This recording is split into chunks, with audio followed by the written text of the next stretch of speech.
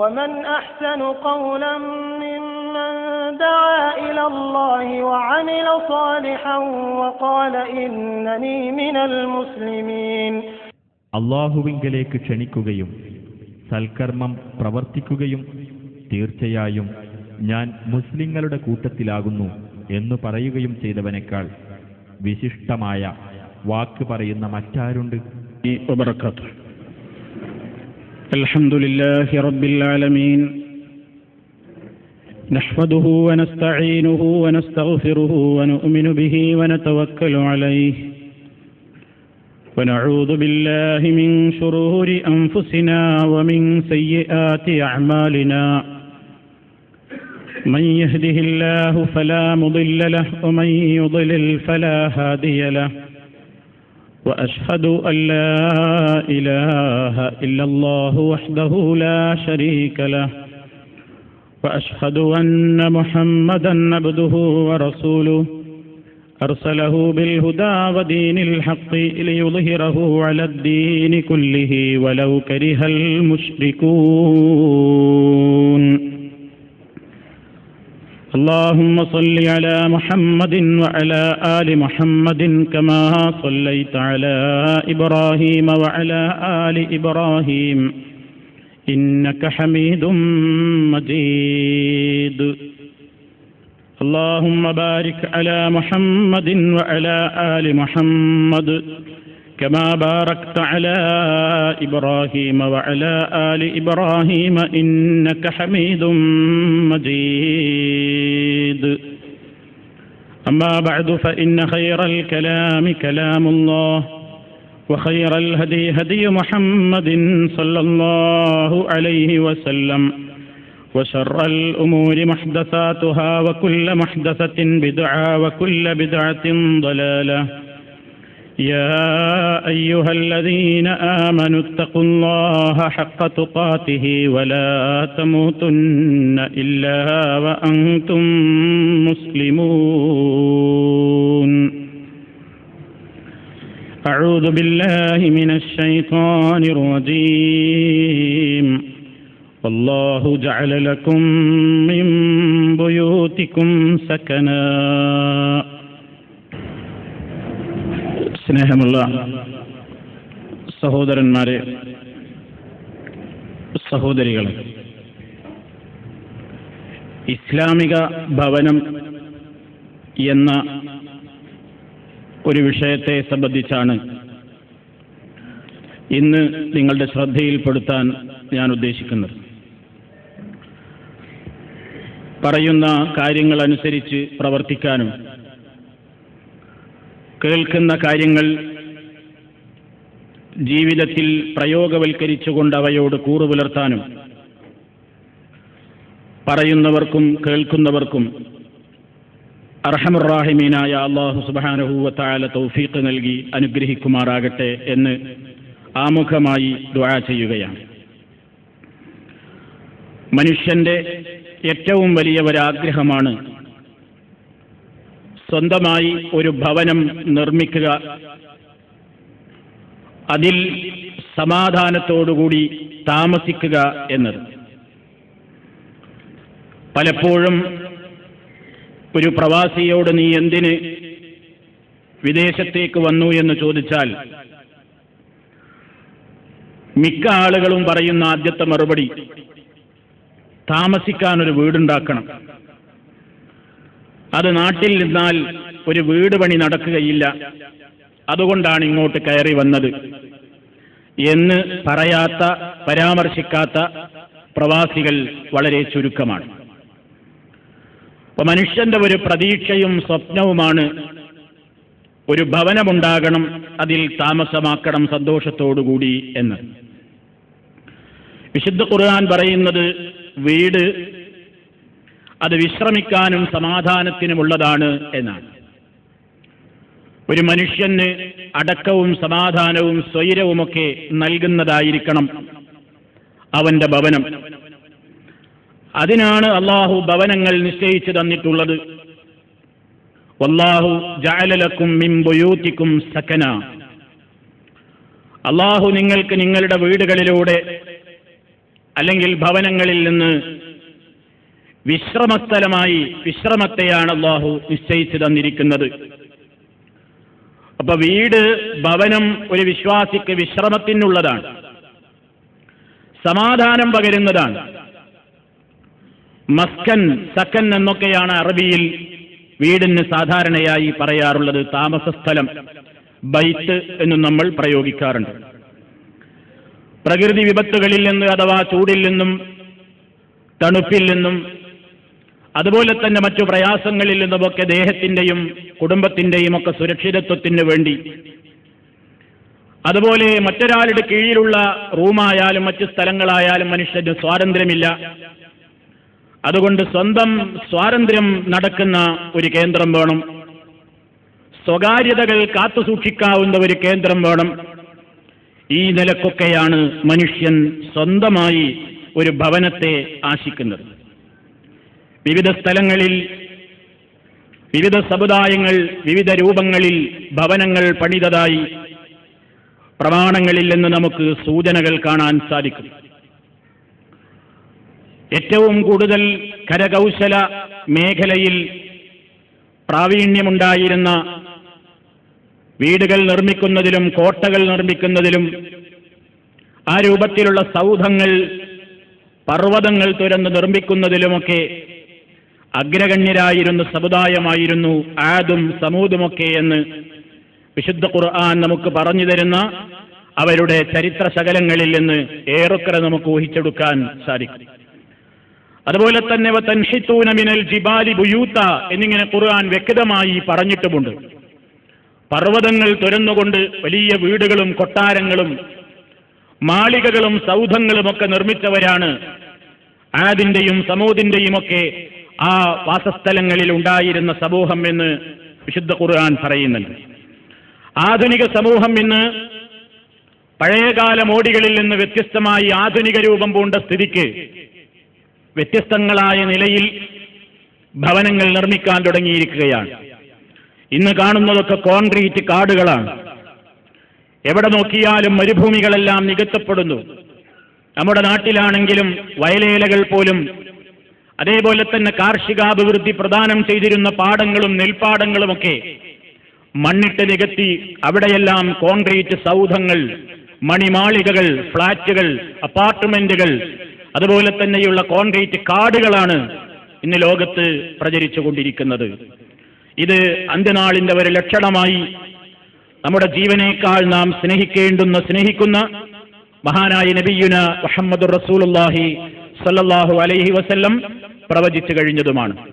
ആടുമാടുകളെ മേച്ചുകൊണ്ട്, അതുപോലെ തന്നെ കാലികൾക്ക് പിന്നാലെ ജീവിത സന്ധാരണത്തിനുള്ള മാർഗങ്ങളും തേടിക്കൊണ്ട് നടന്നിരുന്ന പരമദരിദ്രന്മാരായ ആളുകളുടെ പിൻഗാമികൾ യതതാവലൂന ഫിൽ ബുന്യാൻ, അവർ കെട്ടിടങ്ങൾ നീട്ടിയെടുത്തുകൊണ്ട് ആ മേഖലയിലുള്ള ഒരു വലിയ കനത്ത മത്സരത്തിന് തന്നെ വേദിയൊരുങ്ങുന്ന ഒരു കാലഘട്ടം അവസാന കാലഘട്ടത്തിൽ വരാൻ പോകുന്നു എന്ന് അന്ത്യനാളിന്റെ ലക്ഷണമായി, അതിന്റെ ഒരു കൃത്യമായ അടയാളമായി നബി സല്ലല്ലാഹു അലൈഹി വസല്ലം പറഞ്ഞതായി ഏറ്റവും പ്രസിദ്ധമായ ഹദീസിന്റെ ഗ്രന്ഥങ്ങളിൽ നമുക്ക് കാണാൻ സാധിക്കും. ഇന്നത് പുലരുകയാണ്. ഇന്ന് എവിടെയും ആളുകളുടെ ആശ വീടുണ്ടാക്കുക, കെട്ടിടമുണ്ടാക്കുക എന്നതിലപ്പുറം മണിമാളികകൾ എത്ര മുകളിലേക്ക് ഉയർത്താൻ കഴിയുമെന്നതാണ് ചിന്തിക്കുന്നത്. ഏറ്റവും വിശാലമായ ഭൂമി ഉണ്ടെങ്കിൽ പോലും ആളുകളുടെ മനസ്സിലെ ചിന്ത ഏറ്റവും കൂടുതൽ അതിന് ഉയരം വേണം എന്നതാണ്. ഭൂമി വിശാലമല്ലാത്തത് കൊണ്ട് മുകളിലേക്ക് എടുക്കുന്നത് മനസ്സിലാക്കാം. എന്നാൽ വിശാലമായ ഭൂമിയാണെങ്കിൽ പോലും ആളുകൾ ചിന്തിക്കുന്നത് കുറച്ച് സ്ഥലത്ത് ഏറ്റവും ടോപ്പ് മുകളിൽ എത്ര നിലയാണ്, അങ്ങനെ എത്ര നിലയുള്ള ബിൽഡിംഗ് ആണ്, ഇത്ര ഫ്ളാറ്റുകളുള്ള ബിൽഡിംഗ് ആണ് എന്നതിന്റെയൊക്കെ പേരിൽ പെരുമ പറയുന്ന, പൊങ്ങച്ചം നടിക്കുന്ന, അതിന്റെ പേരിൽ പ്രൗഢി മേനി നടിക്കുന്ന ഒരു കാലഘട്ടം യതതാവലൂന ഫിൽ ബുന്യാൻ. അഷ്റഫുൽ ഖൽഖ് സല്ലല്ലാഹു അലൈഹി വസല്ലമിന്റെ പ്രവചനം അക്ഷരാർത്ഥത്തിൽ നിന്ന് ലോകത്തിന്റെ ഏതെങ്കിലും ഒരു ഭാഗത്തല്ല, ലോകത്തിന്റെ വിവിധ ഭാഗങ്ങളിൽ അത് കൃത്യമായി പുലർന്നു കഴിഞ്ഞിരിക്കുകയാണ്. സ്വദഖ റസൂലുള്ളാഹി സ്വല്ലല്ലാഹു അലൈഹി വസല്ലം, മഹാനായ നബി കരീം സ്വല്ലല്ലാഹു അലൈഹി വസല്ലം പറഞ്ഞത് എത്ര സത്യമാണ്. കാരണം അവിടുന്ന് സ്വന്തം ഇഷ്ടപ്രകാരം സംസാരിക്കാറില്ല. വമാ യൻതിഖു അനിൽ ഹവാ ഇൻ ഹുവ ഇല്ലാ വഹ്യുൻ യൂഹാ. വഹി ലഭിക്കുന്നതിനനുസരിച്ചല്ലാതെ മുഹമ്മദുർ റസൂലുള്ളാഹി സ്വല്ലല്ലാഹു അലൈഹി വസല്ലം സംസാരിക്കാറില്ല. ലോകത്ത് ഓരോന്നോരോന്നായി പുലർന്നുകൊണ്ടിരിക്കുകയാണ്. ഇന്ന് വാസ്തവത്തിൽ മനുഷ്യനെ സംബന്ധിച്ചിടത്തോളം ഒരു വീട് വെക്കുക എന്നുള്ളത് ഞാൻ നേരത്തെ പറഞ്ഞല്ലോ, എല്ലാ ആളുകളുടെയും ഒരാശയാണ്. വീടിന് വേണ്ടി മനസ്സിൽ പ്ലാനുകളുമായി ആ പ്ലാനുകൾ മാറ്റിയും വരച്ച് തന്റെ സ്വപ്നത്തിലുള്ള വീടിന്റെ പ്ലാനുമായി അത് തലയണക്കടിയിൽ കാത്തു സൂക്ഷിച്ചുകൊണ്ട് സ്വപ്നലോകത്ത് രമിക്കുന്ന എത്രയോ പ്രവാസികളുണ്ട് നമ്മുടെ കൂട്ടത്തിൽ. അല്ലാഹു സുബ്ഹാനഹു വ തആല നല്ലതായ നിലക്ക് അനുവദിക്കപ്പെടുന്ന നിലക്കുള്ള ഒരു താമസ സ്ഥലം അതില്ലാത്ത മുഴുവൻ സഹോദരങ്ങൾക്കും നൽകി അല്ലാഹു അനുഗ്രഹിക്കുമാറാകട്ടെ എന്നീ അവസരത്തിൽ ദുആ ചെയ്യുകയാണ്. സഹോദരങ്ങളെ, ഒരു വീട് നിർമ്മിക്കാൻ ഉദ്ദേശിക്കുന്ന ഒരു മുസ്ലിം ആ വീടിന്റെ നിർമ്മാണ ഘട്ടത്തിൽ, അതിന്റെ പ്രാരംഭഘട്ടത്തിൽ തന്നെ അവൻ മനസ്സിലാക്കേണ്ടത് ഞാനൊരു മുസ്ലിമാണ് എന്നതാണ്. ഒരു മുസ്ലിമാണ് വീടുണ്ടാക്കാൻ പോകുന്നത്, ഒരു മുഅ്മിനാണ് വീടുണ്ടാക്കാൻ പോകുന്നത്. അതുകൊണ്ട് ആ വീടിന്റെ തുടക്കവും ഗംഭീരമായിരിക്കണം. എന്ന് പറഞ്ഞാൽ തന്റെ അഖീദക്ക് വിയോജിക്കുന്ന ഒരു കാര്യം കൊണ്ടും ഒരാളും തന്റെ വീട് നിർമ്മാണം ആരംഭിക്കരുത്. ഇന്ന് വീട് നിർമ്മാണത്തിന്റെ കാര്യത്തിൽ ഏറ്റവും വലിയ ചൂഷണങ്ങൾ നടന്നുകൊണ്ടിരിക്കുന്ന കാലഘട്ടമാണ്. മനുഷ്യനെ അവൻ വാങ്ങാൻ ഉദ്ദേശിക്കുന്ന പറമ്പിന്റെ പേരിൽ വിലപേശുന്ന ആളുകളുണ്ട്. വാങ്ങിക്കഴിഞ്ഞ വീട് സ്വന്തമാക്കാൻ, ആ വീട് അയാളിൽ നിന്ന് തട്ടിയെടുക്കാൻ വേണ്ടി ഗൂഢമായ പ്രത്യേകമായ ചില താല്പര്യങ്ങൾ മുൻനിർത്തിക്കൊണ്ട് ചില കള്ളക്കഥകൾ നെയ്തെടുത്തുകൊണ്ട് ആ വീട് സ്വന്തമാക്കാൻ ശ്രമിക്കുന്ന ഏറ്റവും വലിയ ഭീകരന്മാരായ രാക്ഷസന്മാരുണ്ട് മനുഷ്യവേഷത്തിൽ. ഏതെങ്കിലും ഒരു പാവപ്പെട്ട മനുഷ്യൻ അയാളുടെ ചോര നീരാക്കി അധ്വാനിച്ച് അയാളുടെ സ്വപ്നത്തിലുള്ള ഒരു വീട്, അയാൾക്കിണങ്ങുന്ന ഒരു ചെറിയ സൗകര്യങ്ങളുള്ള ഒരു വീട് ഒരാളൊരു സ്ഥലത്ത് കണ്ടെത്തി വില പറഞ്ഞ് അഡ്വാൻസ് ഉറപ്പിച്ച് ഏതാണ്ട് വാങ്ങുമ്പോഴായിരിക്കും ഏതെങ്കിലും ഒരു മുതലാളിക്കോ അല്ലെങ്കിൽ ഏതെങ്കിലും ഒരു മനുഷ്യനോ തോന്നുന്നത് ആ വീട് എനിക്ക് കിട്ടിയിരുന്നെങ്കിൽ എത്ര നന്നായിരുന്നു എന്ന്. പക്ഷേ അപ്പോഴേക്ക് ഈ കച്ചവടം ഏതാണ്ട് ഉറപ്പിക്കപ്പെട്ടു കഴിഞ്ഞു. ഇനി എന്താണ് മാർഗം? ഇനിയുള്ള മാർഗമാണ് ചെകുത്താൻ പുറത്തേക്കെടുക്കുന്ന തുരിപ്പ് ചീട്ട്. അതെന്താ? ആ വീട് നിങ്ങൾക്ക് പറ്റിയതല്ല എന്ന അയാളെ ധരിപ്പിക്കലാണ്, ഭയപ്പെടുത്തുക. ശൈത്താൻ എന്ത് ചെയ്യും? ശൈത്താൻ അവന്റെ ആളുകളെ പേടിപ്പെടുത്തും. അങ്ങനെ വേഷം പൂണ്ട ചെകുത്താന്മാർ, ആ നിലക്കുള്ള ചെകുത്താന്മാരുടെ കൃത്യമായ ചില നിലക്കുള്ള നിർദ്ദേശങ്ങൾ കേട്ടുകൊണ്ട് ഈ പാവപ്പെട്ട മനുഷ്യനോട് പോയിട്ട് പറയും, നിങ്ങൾക്ക് ഈ വീട്ടിൽ താമസിച്ചാൽ ഗുണം വരില്ല, നിങ്ങൾ ഈ വീട്ടിൽ താമസിച്ചാൽ നിങ്ങൾക്കൊരിക്കലും സമാധാനമുണ്ടാവുകയില്ല, നിങ്ങൾക്ക് ഐശ്വര്യമുണ്ടാവുകയില്ല, നിങ്ങൾക്ക് ഈ വീട്ടിൽ താമസിക്കുന്ന ഒരു സ്വസ്ഥതയ്ക്ക് എതിരായിരിക്കും. അതുകൊണ്ട് നിങ്ങൾ എന്ത് ചെയ്യണം? നിങ്ങൾ ഈ വീട് വിൽക്കുന്നതാ ബുദ്ധി, നിങ്ങൾക്ക് ഈ വീട് പറ്റില്ല. അപ്പോഴേക്ക് ഉള്ളിൽ ചാൻസ് പറഞ്ഞുറപ്പിച്ചവൻ മറുഭാഗത്ത് വന്ന് കച്ചവടം ഉറപ്പിക്കാനുള്ള തത്രപ്പാടിലായി. അങ്ങനെ ഈ പാവപ്പെട്ട മനുഷ്യൻ എന്ത് ചെയ്യാണ്? അയാൾ വാങ്ങിയ വില പോലും കിട്ടാതെ നഷ്ടത്തിനെങ്കിലും ഈ സാധനം ഒന്ന് പെരടിയിൽ നിന്ന് ഒഴിവാക്കാനുള്ള ശ്രമമാണ്. ഇതിന്ന് നാടൊട്ടാകെ നടന്നുകൊണ്ടിരിക്കുന്ന സംഭവങ്ങളാണ്. ഒരുപാട് ആളുകൾ ഇതിന്റെ ഇരകളായവരെ ഈ ഉള്ളവന് നേരിട്ടറിയാം. അന്ധവിശ്വാസത്തിന്റെ ബലിയാടുകളായി മാറിയവർ. അതിനൊരു മുവഹിദിനെ കിട്ടരുത്, ഒരു മുജാഹിദ് അതിന് തയ്യാറാകരുത്, ഒരു മുസ്ലിമിനെ അതിന് കിട്ടുകയില്ല. അന്ധവിശ്വാസികളുടെ മുമ്പിൽ മാത്രമേ ഇത്തരം നമ്പറുകൾ നടക്കുകയുള്ളൂ. അതുകൊണ്ട് നാം ആദ്യം മനസ്സിലാക്കുക, നമ്മുടെ മനസ്സിനിണങ്ങുന്ന സമാധാനവും സ്വസ്ഥതയും പകരുന്ന ഒരു വീടിന്റെ അന്തരീക്ഷം, ആ അന്തരീക്ഷം ഇസ്ലാമികമായി തീരാൻ വേണ്ടി തുടക്കത്തിലേ ശ്രമിക്കണം. വീടിന് നബി സല്ലല്ലാഹു അലൈഹി വസല്ലം നമ്മളോടൊരു വീടിന് സ്ഥലം നോക്കാൻ പറയുമ്പോൾ എന്തേ പറഞ്ഞിട്ടുള്ളൂ? നിനക്ക് ഹലാലായ സ്ഥലമായിരിക്കണം, ഹറാമായ നിലക്കുള്ള വരുമാനം കൊണ്ടായിരിക്കരുത് നീ വാങ്ങുന്നത്. കാരണം ഹറാമായ സമ്പാദ്യം കൊണ്ട് വാങ്ങുന്ന വീട്, ഹറാമായ സമ്പാദ്യം കൊണ്ട് നീ ധരിക്കുന്ന വസ്ത്രം, ഹറാമായ സമ്പാദ്യം കൊണ്ട് നീ കഴിക്കുന്ന ഭക്ഷണം, ഹറാമായ സമ്പാദ്യത്തിലൂടെ നീ താമസിച്ചു കൊണ്ടിരിക്കുന്ന നിന്റെ ഭവനമില്ലേ, ആ വീട്ടിൽ താമസിച്ചു കൊണ്ടിരിക്കുന്ന കാലത്തോളം, ആ വസ്ത്രം നീ ധരിച്ചു കൊണ്ടിരിക്കുന്ന കാലത്തോളം, ആ ഭക്ഷണം കൊണ്ട് വളർന്നിട്ടുള്ള നിന്റെ ശരീരം നിന്നിലുള്ള ഇടത്തോളം കാലം നിന്റെ പ്രാർത്ഥനയ്ക്ക് പോലും ഉത്തരം കിട്ടുന്നതല്ല എന്ന് മഹാനായ നബി സല്ലല്ലാഹു അലൈഹി വസല്ലം മുന്നറിയിപ്പ് നൽകിയിട്ടുണ്ട്. എത്രയോ ആളുകൾ ഇങ്ങനെ പ്രാർത്ഥിച്ചുകൊണ്ട് കിടക്കുന്നല്ലോ. യാ റബ്ബ് യാ റബ്ബ് എന്നയാൾ ഇങ്ങനെ അള്ളാഹുവിനോട് പറയുന്നു. ഒരു യാത്രക്കാരന്റെ കാര്യം പറഞ്ഞുകൊണ്ടാണ് നബി സല്ലല്ലാഹു അലൈഹി വസല്ലം പറഞ്ഞത്. യാത്രാവേള എന്ന് പറയുന്നത് പ്രാർത്ഥനയ്ക്ക് ഏറ്റവും കൂടുതൽ ഉത്തരം കിട്ടുന്ന അവസരമാണ്. ആ സന്ദർഭത്തിൽ പോലും പ്രാർത്ഥിച്ചുകൊണ്ടിരിക്കുന്ന കക്ഷികൾ അവർക്ക് അല്ലാഹു ഉത്തരം കൊടുക്കുന്നില്ല. എന്താ കാരണം? മത്അമുഹു ഹറാമുൻ, അയാൾ കഴിച്ച ഭക്ഷണം ഹറാമിൻ്റെതാണ്, അയാൾ ധരിച്ചിട്ടുള്ള വസ്ത്രം ഹറാമിൻ്റെതാണ്, അയാളുടെ ജീവിതത്തിന്റെ വരുമാന മാർഗങ്ങളൊക്കെ ഹറാമിൻ്റെതാണ്. അപ്പൊ ഈ നിലക്ക് ഇതാണ് വിശ്വാസി ചിന്തിക്കേണ്ടത്. താൻ വീടെടുക്കുമ്പോൾ തനിക്ക് ഹറാമായ നിലക്ക് സമ്പാദിച്ചുണ്ടാക്കിയ വരുമാനം കൊണ്ടുള്ളൊരു വീട് അത് നമുക്ക് എന്നും ശാപമായിരിക്കും. അതുകൊണ്ട് തനിക്ക് അനുവദിക്കപ്പെട്ട ധനം അനുവദിക്കപ്പെട്ട സ്ഥലത്ത് അതിനുവേണ്ടി പ്ലാൻ തയ്യാറാക്കുക. എന്താണ് പ്ലാൻ തയ്യാറാക്കുമ്പോൾ ചിന്തിക്കേണ്ടത്?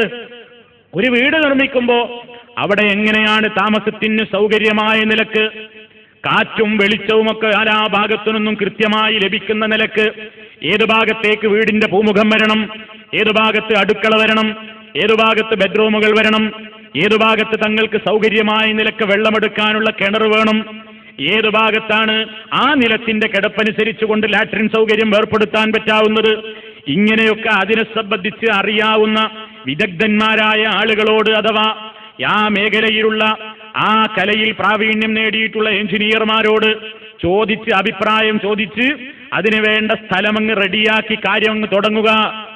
അള്ളാഹുവിന്റെ നാമത്തിൽ അങ്ങ് തുടങ്ങുക എന്നതല്ലാതെ കുറ്റൂജാത് പറയുന്നൊരു സമ്പ്രദായം ഇസ്ലാമിലില്ല. കുറ്റൂസ എന്ന് പറയും ഞങ്ങളുടെ നാട്ടിൽ, വേറെ ചില സ്ഥലങ്ങളിൽ കുറ്റിപ്പൂജ എന്ന് പറയും, വേറെ ചില സ്ഥലങ്ങളിൽ പല പേരുകളിലും പല രൂപത്തിലുള്ള ചടങ്ങുകളും നടക്കാറുണ്ട്. വീടിന് പണിയങ്ങ് സ്റ്റാർട്ട് ചെയ്യുക ബിസ്മില്ലാ എന്നും പറഞ്ഞുകൊണ്ട് തുടങ്ങുക എന്നതല്ലാതെ മുസ്ലിമീങ്ങളായ ആളുകൾ പോലും കാണാം കട്ടില വെക്കുന്ന ദിവസം അതാ പ്രത്യേകമായ ചില ചടങ്ങുകൾ ചെയ്യുന്നു. ചിലർ കരിക്ക് വെട്ടിയിട്ട് വെള്ളം അതിനടിയിലേക്ക് ഒഴിക്കുന്ന കക്ഷികളുണ്ട്. സ്വർണത്തിന്റെ ഏതെങ്കിലും ഒരു ഭാഗം കട്ടിളക്കടിയിൽ കുഴിച്ചിടുന്ന ആളുകളുണ്ട്. അതേപോലെ തന്നെ മണ്ണ് മന്ത്രിച്ചൂതിയിട്ട്, കല്ല് മന്ത്രിച്ചൂതിയിട്ട്, ചരക്കല്ല് മന്ത്രിച്ചൂതിയിട്ട് 11 തവണ ഖുൽ ഹുവല്ലാഹ് ഓതിയിട്ടും അതേപോലെ തന്നെ മറ്റു ചില സൂറത്തുകൾ ഓതിയിട്ടും വേറെ എന്തൊക്കെയോ ചില ശൈഖുമാരുടെ പേരുകളിലുള്ള മന്ത്രങ്ങൾ ഉരുവിട്ടുകൊണ്ടുമൊക്കെ പ്രത്യേകമായ ചില ചടങ്ങുകൾ കട്ടിലവക്കൽ ചടങ്ങിന്റെ അന്ന് ചെയ്യുന്ന ആളുകളും നമ്മുടെ കൂട്ടത്തിലുണ്ട്. പല ആളുകളും അങ്ങനെ ചെയ്യുന്നു. അതേപോലെ തന്നെ അതിന്റെ പേരിൽ പ്രത്യേകമായ ചില പോക്ക് വരവുകളും സ്ഥലങ്ങളും ചെകുത്താന്റെ താവളമാണെന്ന് പറഞ്ഞുകൊണ്ട് അങ്ങനെ ഇന്ന ഭാഗത്തേക്ക് കിണർ പാടില്ല, ഇന്ന ഭാഗത്തേക്ക് അടുക്കള വരാൻ പാടില്ല, ഇന്ന ഭാഗത്തേക്ക് പൂമുഖം വരാൻ പാടില്ല, ഇന്ന ഭാഗത്തേക്ക് ബെഡ്റൂം ഉണ്ടായിക്കൂടാ എന്നിങ്ങനെയൊക്കെ പറഞ്ഞ് പണി തുടങ്ങുന്നതിന്റെ മുമ്പ് മാത്രമല്ല അതിന് വിരുദ്ധമായ നിലക്ക് ആരെങ്കിലും അള്ളാഹുവിന്റെ വജ് ഉദ്ദേശിച്ചുകൊണ്ട് മറ്റു കാര്യങ്ങളൊന്നും ലാക്കാക്കാതെ ഒരാളങ്ങ് പണിയെടുത്താൽ തന്നെ ഏതാണ്ട് കുറച്ചൊരു മധ്യഭാഗത്തെത്തിയിട്ട് പോലും എടുത്ത പണി പൊളിപ്പിച്ചിട്ടുള്ള അനുഭവങ്ങൾ എമ്പാടും നമ്മുടെ സമൂഹത്തിലുണ്ട്. ഇന്നലെ 2 ദിവസം മുമ്പ് ഒരു സഹോദരൻ എന്നെ വിളിച്ചു പറഞ്ഞു, സൗദി അറേബ്യയിൽ നിന്ന് നമ്മുടെ ഒരു സഹോദരൻ, അയാൾ ഇങ്ങനെ കാസറ്റുകളും സീഡികളും ഒക്കെ കേട്ട് ക്ലാസുകളൊക്കെ കേട്ട് പഠിച്ച് തൗഹീദിന്റെ ആദർശം മനസ്സിലാക്കിയ ഒരു ചെറുപ്പക്കാരനാണ്. അയാൾ നാട്ടിൽ പോയിട്ട് വീടിന് വേണ്ട സംവിധാനങ്ങളൊക്കെ ചെയ്തു. അയാൾ ആരെയും വിളിച്ചില്ല. കുറ്റിപൂജ എന്ന് പറയുന്ന കുറ്റൂസ എന്ന് പറയുന്ന ചടങ്ങ് നടത്തിയില്ല. അയാൾ എഞ്ചിനീയറെ കൊണ്ട് സ്ഥലം നോക്കി കൃത്യമായി തന്നെ അയാൾ അതിനു വേണ്ട രൂപത്തിൽ വായുവും വെള്ളവും വെളിച്ചവും ഒക്കെ ലഭിക്കുന്ന കൃത്യമായ നിലക്കുള്ളൊരു ഭവനത്തിന് നിർമ്മാണം തുടങ്ങി. ഏതാണ്ട് പകുതിയായപ്പോ അതാ ഉമ്മ വിളിച്ചുകൊണ്ട് ആ ചെറുപ്പക്കാരനോട് പറയാണ്. ആ ചെറുപ്പക്കാരൻ അദ്ദേഹത്തിന്റെ സങ്കടമാണ് പറയുന്നത്. ഉമ്മ വിളിച്ചുകൊണ്ട് പറയുന്നു, മോനെ, ഈ വീടിന്റെ പണി ഇനി അങ്ങോട്ട് മുന്നോട്ട് കൊണ്ടുപോകാൻ പാടില്ലെന്ന് തങ്ങൾ പറഞ്ഞിട്ടുണ്ട്. ഈ വീട് ഏറ്റവും വലിയ ആപത്തിലേക്കാണത്രേ പോകുന്നത്. കാരണം എന്താ? പ്രദേശത്തെ പേരുകേട്ട് തങ്ങളെ വിളിച്ചിട്ടല്ല ഈ മോന് കുറ്റി അടിച്ചിട്ടുള്ളത്. ആ വീടിന്റെ നിർമ്മാണം തുടങ്ങിയപ്പോ ഈ തങ്ങളോട് പറഞ്ഞിട്ടില്ല. അതുകൊണ്ട് അയാൾ പേടിപ്പിക്കുകയാണ് ഈ പാവപ്പെട്ട ഉമ്മയെ. ഉമ്മയാണെങ്കിൽ ഈ ആശയം മനസ്സിലാക്കിയിട്ടില്ലാത്ത ഉമ്മയാണ്. ഉമ്മയുടെ മനസ്സിൽ വല്ലാത്ത ഭീതി. മകനെ വിളിച്ചുകൊണ്ട് പറയാണ്, മോനെ, നമുക്ക് ഈ സ്ഥലം വേണ്ട, ഒന്നുകിൽ ഈ സ്ഥലം നമുക്ക് വിറ്റുകളയണം, അതല്ലെങ്കിൽ നടന്നേടത്തോളമുള്ള നഷ്ടം എന്റെ മോനങ്ങ് സഹിച്ചേക്ക്, നമുക്കിത് പൊളിച്ചു കളഞ്ഞിട്ട് വേറെ ഒന്ന് രണ്ടാമതായിട്ട് നിർമ്മിക്കാം മോനെ എന്ന് പറയുന്നു. ഉമ്മയാണെങ്കിൽ ഒരു നിലക്കും പിടിവിടുന്നില്ല. ഞാൻ എന്ത് ചെയ്യണം എന്ന് ചോദിച്ചുകൊണ്ടാണ് ആ സഹോദരൻ വിളിക്കുന്നത്. എന്താണ് സഹോദരന്മാരെ, ഇത് ഒരാളുടെ അനുഭവമാണോ? എത്രയോ ആളുകൾ ഇങ്ങനെ ചിന്തിക്കുന്നവരില്ലേ? ഇബ്ലീസല്ലേ ഈ ദുർബോധനം മനുഷ്യന്റെ മുമ്പിൽ നടത്തുന്നത്? അള്ളാഹുവിന്റെ റസൂല് നമുക്ക് പഠിപ്പിച്ചു തന്നതാണോ?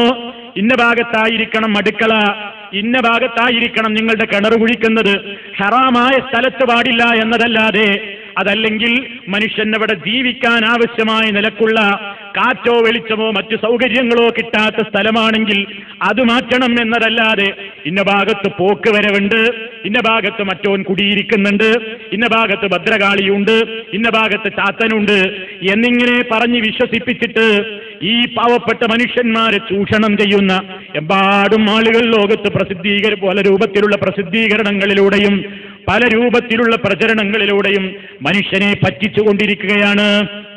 ഭവന നിർമ്മാണത്തിന്റെ കുറെ കഥകളും നിയമങ്ങളുമൊക്കെ പറയുന്ന എത്രയോ ആളുകളില്ലേ? നിങ്ങൾ കണ്ടിട്ടില്ലേ ഈ പുസ്തകം മത്താലിഉൻ നുജൂം? ഇത് നാട്ടിൽ പ്രസിദ്ധീകരിച്ചിട്ടുള്ള ഒരു പുസ്തകമാണ്. വീടിന് കുറ്റിയടിക്കുമ്പോൾ പോലും എന്തൊക്കെ അന്ധവിശ്വാസങ്ങളായി ഇതിൽ പറയുന്നത് എന്ന് കേട്ടോളൂ. എപ്പോഴാണ് പുരക്ക് കുറ്റി തറക്കുന്നത്? പുരക്ക് കുറ്റി തറക്കുന്ന മാസം നോക്കണമെന്നാ പറയുന്നത്, ദിവസം നോക്കണമെന്നാ പറയുന്നത്. മുഹറം, സഫർ ഈ 2 മാസത്തിൽ പുരയെടുത്താൽ ഇടങ്ങേറ് ഒരു കാലത്തും തീരുകയില്ല. അപ്പൊ മുഹറത്തിലും സഫറിലും പുരയെടുത്താൽ ഇടങ്ങേറ് ഒരു കാലത്തും തീരുകയില്ല എന്നാണ് പറഞ്ഞിരിക്കുന്നത്. ഇനി റബീഉൽ അവ്വലോ, അത് കുട്ടികൾ നല്ലോണം അധികരിക്കുമ്പോഴും ബർക്കത്തും ജയവും സന്തോഷവും ആ വീട്ടിലെപ്പോഴും കളിയാടും. റബീഉൽ ആഖിറിലാണെങ്കിലോ രോഗങ്ങൾ ആ പുരയിൽ ഒരു കാലവും മാറുകയില്ല. ഒരു കാലത്തും റബീഉൽ ആഖിർ മാസത്തിൽ തുറന്ന പുരയിൽ അല്ലെങ്കിൽ നിർമ്മാണം തുടങ്ങിയ വീട്ടിൽ ഒരിക്കലും രോഗം അവിടെ നിന്ന് ഒഴിവായി പോവുകയില്ല. ജമാദുൽ അവ്വലാണെങ്കിലോ ബർക്കത്തും ധനവും സുഖമായ ജീവിതവും. ഇനി ജമാദുൽ ആഖിറാണെങ്കിലോ ബർക്കത്തും സ്വർണവും മറ്റും. ഗോൾഡൻ ചാൻസ് ആണ്, ഗോൾഡ് ഇങ്ങനെ വന്നുകൊണ്ടിരിക്കുന്ന മാസമാണ് പോലും ജമാദുൽ ആഖിർ. ഇനി റജബാണെങ്കിലോ ഐശ്വര്യവും നിഅമത്തും വന്നെത്തും. റജബിൽ അങ്ങനെയും ഉണ്ട്. ഇനി ശഅബാനിൽ കുറ്റി തറച്ചാൽ ആ പുരയിൽ നാശം വന്ന് മുടിഞ്ഞ് ഹലാക്കിലായി പോകുന്നതാണ്. ഇപ്പൊ ശഅബാൻ മാസവും ഭീകരനാണ്. ഇനി റമദാനിലാകട്ടെ, പരിശുദ്ധ റമദാനല്ലേ, എന്നാ നല്ല മാസമായിരിക്കും. ഏറ്റവും നല്ല കാര്യമാ പറയാൻ പോകുന്നത് എന്നല്ലേ ഒരുപക്ഷെ നിങ്ങൾ പ്രതീക്ഷിച്ച് കാത്തിരിക്കുന്നത്. എന്നാ തിരുത്തിക്കോ ആ പ്രതീക്ഷ. റമദാനിൽ പുരയെടുത്താൽ ആ പുര തീ കൊണ്ട് കരിഞ്ഞു പോകുന്നതാണ്. തീ കൊണ്ട് കരിഞ്ഞ് കത്തിച്ചാമ്പൽ